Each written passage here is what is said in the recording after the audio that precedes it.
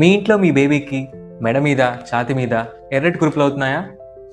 మీ అమ్మమ్మ గారు ఆర్ మీ అత్తగారు దాని మీద పౌడర్ వేయండి, ఆయిల్ పూయండి అని సలహాలు ఇస్తున్నారా?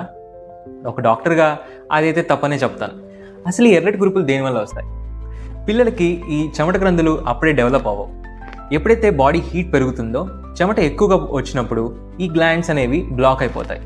అలాంటప్పుడు ఈ ఎర్రటి పొక్కులు అనేవి వస్తూ ఉంటాయి. అయితే ఇవి అసలు ఇన్ఫెక్షన్ కాదు, ఒకళ్ళ నుంచి ఇంకొకరికి స్ప్రెడ్ అవ్వవు, డేంజరస్ అస్సలు కాదు. ఇప్పుడు దీని మీద పౌడర్ వేస్తే ఏమవుతుంది? ఈ చెమట గ్రంథులు అనేవి ఇంకా బ్లాక్ అవుతాయి.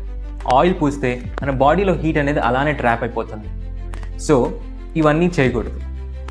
ఏం చేయాలండి డాక్టర్ గారు, ఏమి చేయొద్దు అంటున్నారు అని అడిగితే నిజంగానే ఏమీ చేయకండి. పిల్లల్ని చాలా కూల్గా, కంఫర్టబుల్గా ఉంచండి. వాళ్ళని కాటన్ దుస్తులు మాత్రమే ధరించేలా చూడండి.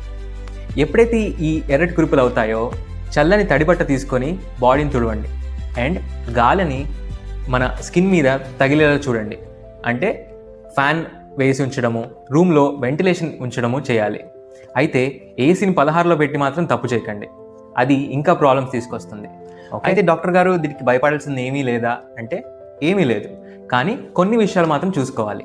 ఒకవేళ ఈ ర్యాష్ జ్వరంతో కానీ వస్తే, లేకపోతే ఈ ర్యాష్తో పాటు పస్ అనేది బయటకు వస్తూ ఉంటే, లేదా మీరు పైన చెప్పిన విషయాలు చేస్తున్నా కూడా 3 నుంచి 5 రోజుల వరకు ఈ ర్యాష్ అలానే ఉండి తగ్గకుండా ఉంటే ఖచ్చితంగా ఒక డాక్టర్ని చూపించుకోండి. మీ అమ్మమ్మ గారికి మర్యాదగా చెప్పండి డాక్టర్ ఇలా చెప్పారు అని.